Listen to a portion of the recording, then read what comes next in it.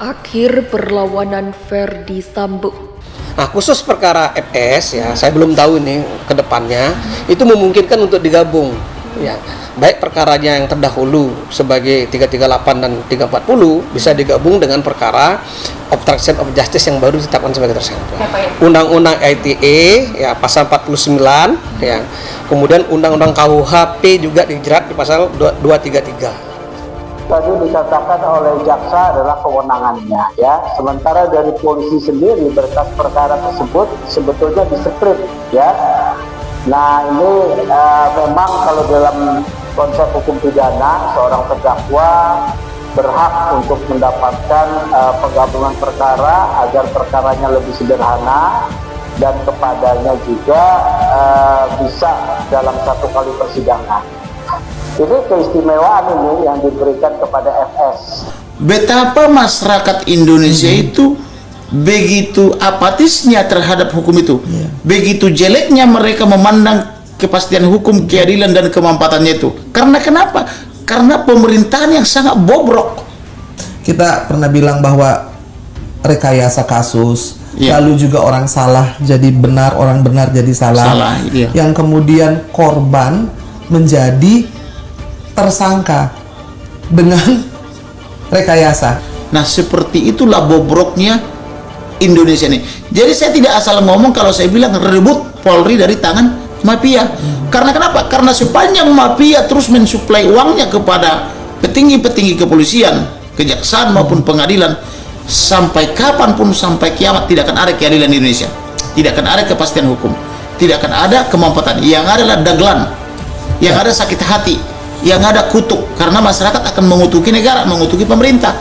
Oleh karena itu, inilah momen yang tepat. Kalau Presiden Indonesia peduli kepada rakyat, dengarkan kata-kata saya, bentuk tim penyidik independen, reformasi birokrasi, reformasi penegakan hukum.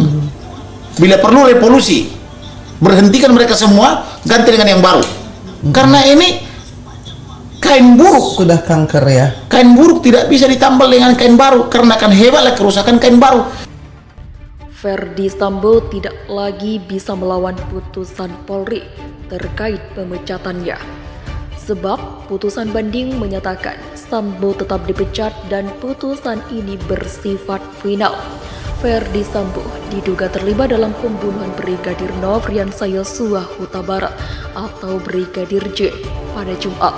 Verdi Sambo juga telah ditetapkan sebagai tersangka kasus dugaan pembunuhan berencana terhadap Brigadir Yosua. Verdi Sambo diduga mengarang narasi atas peristiwa baku tembak tersebut. Dia dijerat sebagai tersangka bersama 4 orang lain, yakni Barada Richard Eliezer atau Baradae, Bribka Riki, Putri Chandrawati, dan Kuat Ma'ruf. Verdi Sambo dan kawan-kawan dijerat dengan pasal 340 KUHP tentang pembunuhan berencana subsidiar, pasal 338 KUHP tentang pembunuhan contoh, pasal 55 contoh 56 KUHP. Mereka terancam hukuman mati. Verdi Sambo diduga memerintahkan Barada Richard Eliezer untuk menembak Brigadir Nofriansah Yosua Huta Barat.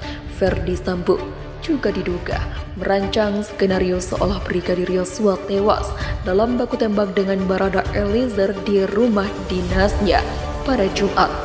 Atas perbuatannya itu, Verdi Sambo menjalani sidang etik pada 25 Agustus dengan putusan pemberhentian tidak hormat atau dipecat. Namun Verdi Sambo mengajukan perlawanan atas putusan itu dengan mengajukan banding. Sidang banding etik Verdi Sambo itu pun digelar di Mabes Polri pada Senin. Sidang banding dipimpin Irwasum Polri, Komjen Agung Budi Marioto.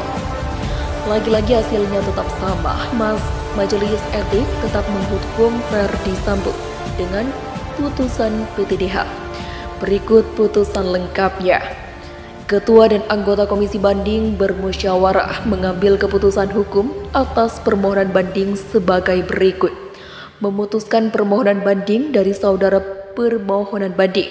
Nama Verdi Sambo SHSI KMH, pangkat NRP, Irjen Pol 73020260, jabatan Pati Kesatuan Yanma Polri.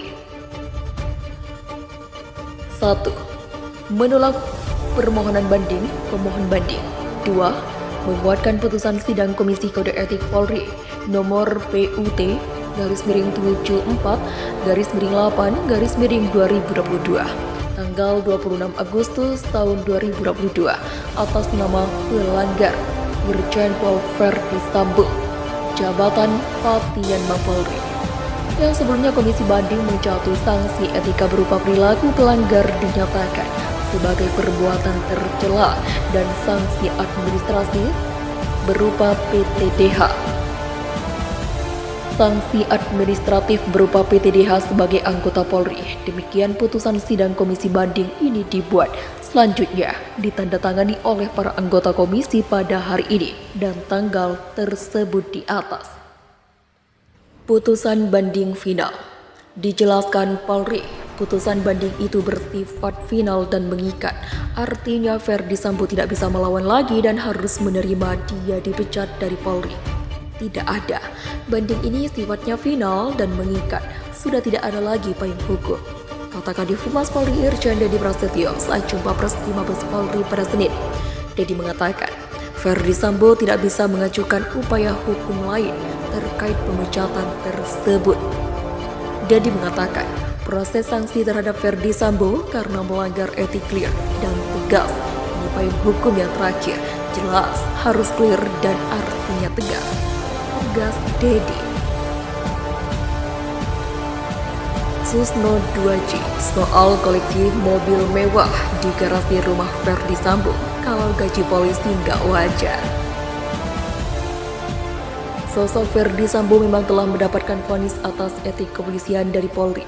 Namun kasus pidana rencana pembunuhan yang dilakukan Verdi Sambo kepada mantan anak buahnya, Brigadir Nofrian Yosua Huta Barat atau Brigadir J, terus menjadi perhatian publik. Mantan Kepala Badan Reserse Kriminal Polri, Susno 2J, memberikan pendapatnya soal kehidupan mewah yang dijalani mantan Propam Polri tersebut. Melihat koleksi barang-barang mewah mulai dari mobil mahal Verdi Sambo di garasi rumah pribadinya, Susno berpendapat jika hal tersebut tidak mungkin bisa. Dia menaksir harga-harga mobil tersebut berkisar sebesar 1 miliar. Tidak hanya mobil koleksi tas mewah dan bermerek milik sang istri Putri Chandrawati, juga tergolong mahal. Harganya berkisar puluhan juta. Mengetahui koleksi barang mewah milik Verdi Sambo dan Putri Chandrawati, Susno 2J mengungkapkan bahwa itu tidak wajar. Jika membeli barang mewah tersebut hanya dari gaji pokok saja sebagai Kadif Propam Polri, maka hal tersebut tidak akan mungkin bisa. Hal ini disampaikan Susno 2J saat diwawancara secara virtual dari kanal YouTube Uya Kuya TV. Tapi kalau dari polisi saja gaji segitu nggak wajar. Penghasilan resmi itu tergantung dari pangkat jabatan masa kerja, ungkap Susno 2J dalam kanal YouTube Uya Kuya TV diikuti hops.id jaringan suara.com. Apabila Verdi Sambo dapat membeli barang-barang mewah, ada kemungkinan koleksi barang mewah tersebut dibeli dari uang di luar penghasilan gaji pokok yang didapat dari jabatannya sebagai polisi. Kalau sudah lebih dari itu, berarti bukan penghasilan resmi dia sebagai polisi. Tinggal ada 2 resmi halal atau resmi tidak halal, katanya.